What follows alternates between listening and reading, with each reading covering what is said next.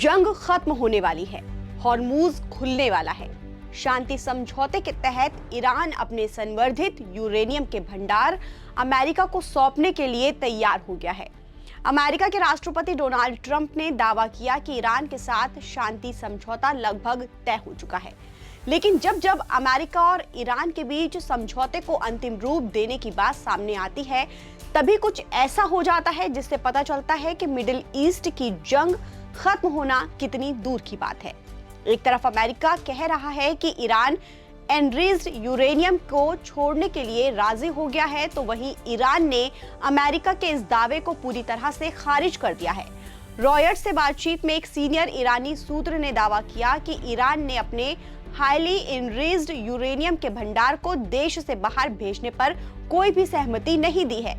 सूत्र ने यह भी कहा कि अमेरिका के साथ जो शुरुआती समझ बनी है उसमें ईरान के परमाणु कार्यक्रम का मुद्दा शामिल ही नहीं है और इस पर अंतिम समझौते के दौरान अलग से चर्चा की जाएगी। अमेरिका और ईरान एक ऐसे समझौते के करीब हैं जिसमें 60 दिन का सीजफायर और स्ट्रेट ऑफ हॉर्मूज खोलने की बात है। अमेरिकी राष्ट्रपति डोनाल्ड ट्रंप ने भी अपने ट्रुथ सोशल पोस्ट में संभावनाओं की ओर इशारा किया है। वहीं ईरानी विदेश मंत्रालय के प्रवक्ता इस्माइल बागेही ने भी MOU पर काम जारी कहकर सकारात्मक संदेश दिया है, जिससे ये साफ होता है कि बातचीत पूरी तरह से बंद नहीं हुई है। हालांकि ईरान का रुख ये बताता है कि वो अपने परमाणु कार्यक्रम को लेकर किसी भी प्रकार का दबाव स्वीकार करने के मूड में नहीं है।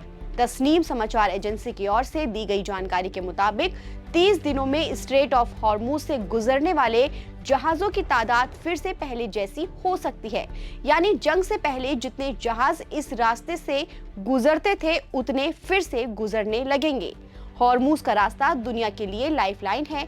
युद्ध शुरू होने के बाद से दुनिया भर के कई मुल्कों में ईंधन का संकट खड़ा हो गया है। इकोनॉमी पर बुरा असर पड़ा है।